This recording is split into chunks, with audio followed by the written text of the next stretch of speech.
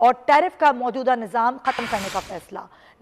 निगरान वज़ीर आज़म ने बिजली की तकसीम कार कंपनियों को सूबों की मिल्कियत में देने के लिए समरी वफाकी काबीना को भेजने की मंजूरी दे दी। वफाकी हुकूमत के फैसले के बायस मुल्क भर में बिजली की अक्सर टैरिफ को खत्म करने का फैसला, हर सूबे में बिजली के रेट और सब्सिडी की जिम्मेदारी सूबों को मुंतकिल करने का फैसला।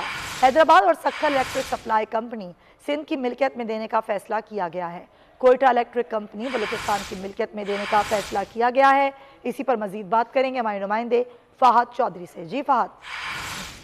जी देखिए, निगरान वफाकी हुकूमत ने बिजली की फरोख्त, तकसीम और टैरिफ का मौजूदा निज़ाम खत्म करने का फैसला किया है।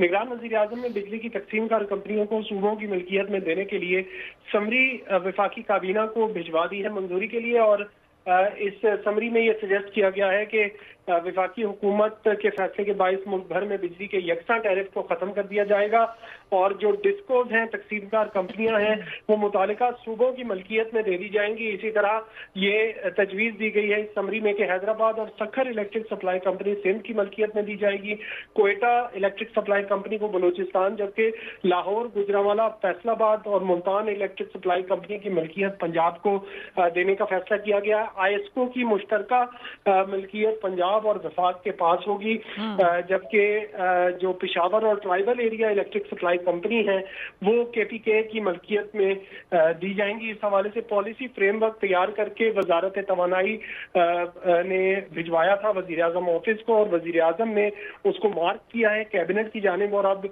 जो है काबीना से इसकी मंजूरी ली जाएगी। ठीक है फहद चौधरी, बहुत शुक्रिया आगाह करने के लिए। और खबर है कि सोना